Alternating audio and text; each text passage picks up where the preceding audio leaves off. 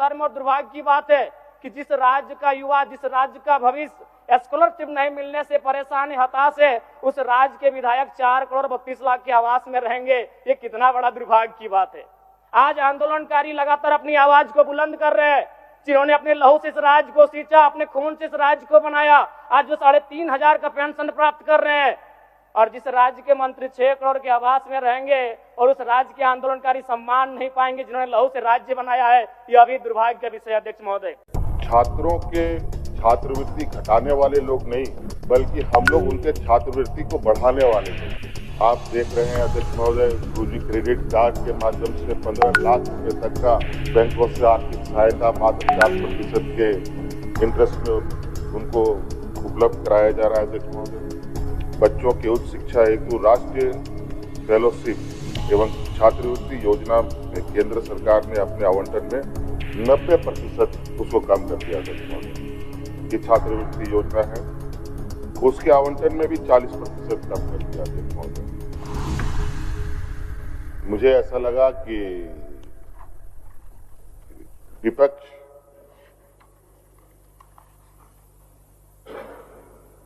आज गायब होने के पीछे कारण ये भी है कि इनके पास कोई ना मुद्दा रहा है, ना कोई तर्क रहा है इस राज्य के प्रति, ना इनकी कोई संवेदनाएं हैं और ना इनके पास कोई सवाल है।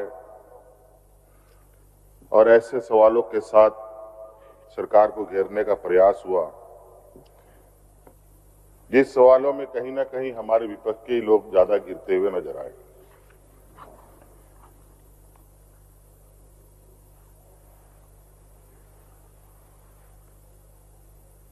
पहले तो इन लोगों ने छात्रवृत्ति का मुद्दा उठाया कि यहाँ के छात्रों को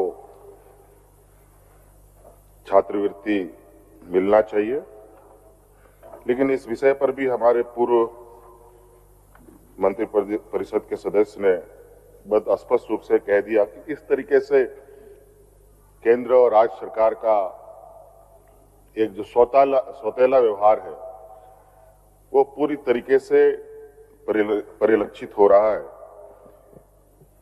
कि गैर केंद्र शासित राज्यों के साथ कैसे व्यवहार हो रहे हैं। ये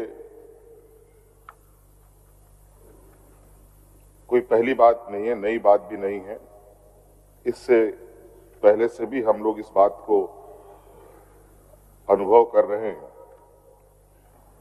इसलिए विपक्ष को बिल्कुल कोई भी सवाल उठाने से पहले मुझे लगता है पहले इनको अपने गिरेबान में झांकना चाहिए और अपने कथाकथित जो इनके आला नेता हैं उनके साथ विचार विमर्श करना चाहिए। उसके बाद सवाल वो करे तो कोई समझ में भी आता है। अध्यक्ष महोदय, आज राज्य के होनहार बच्चों के लिए, हमारी आने वाली पीढ़ी के लिए सरकार दिन रात मेहनत कर रही है। ना हम उनके हक अधिकार को छीनने में, ना उनको शिक्षा से वंचित करने में हम लोगों का ना कभी कोई विचार रहा, ना कोई ऐसी कार्य योजना रही है। बल्कि इनके कार्यकाल में आप देखेंगे तो इन लोगों ने कई एक स्कूलों को भी बंद किया, कई एक बजटों में इन लोगों ने कटौती करी। केंद्र सरकार द्वारा जहां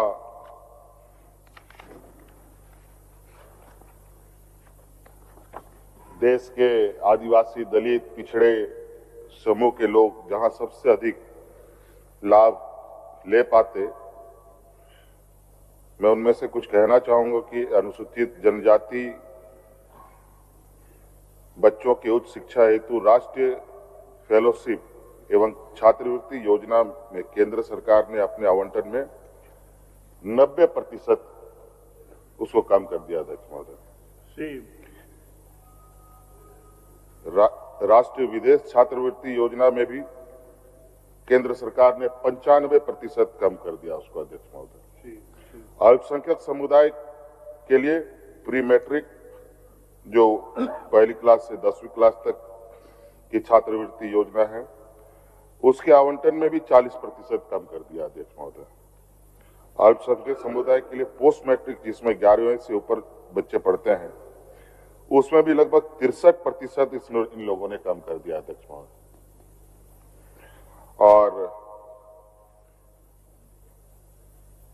मेधा आधारित एवं आय आधारित छात्रवृत्ति जो टेक्निकल और व्यावसायिक पाठ्यक्रम होते हैं उसमें भी आवंटन लगभग 75% इन लोगों ने कम कर दिया अध्यक्ष महोदय।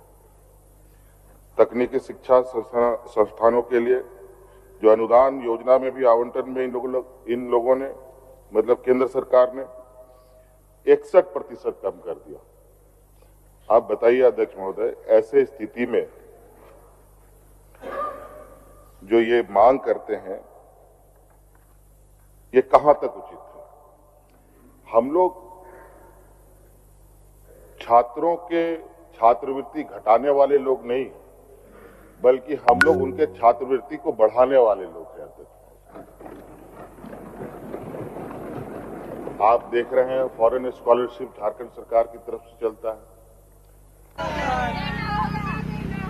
आप देख रहे हैं अध्यक्ष महोदय क्रेडिट कार्ड के माध्यम से 15 लाख रुपए तक का बैंकों से सहायता मात्र 5% के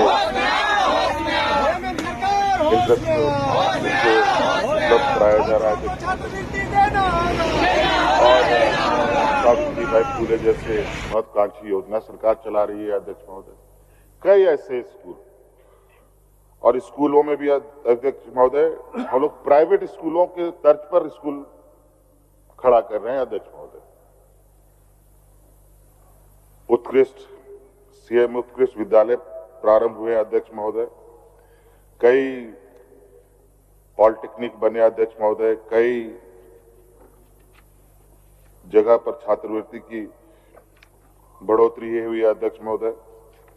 इस तरीके से कई ऐसी चीजें हैं अध्यक्ष महोदय कि हमारा भी उद्देश्य है कि इस राज्य के नौजवान, इस राज्य की जनता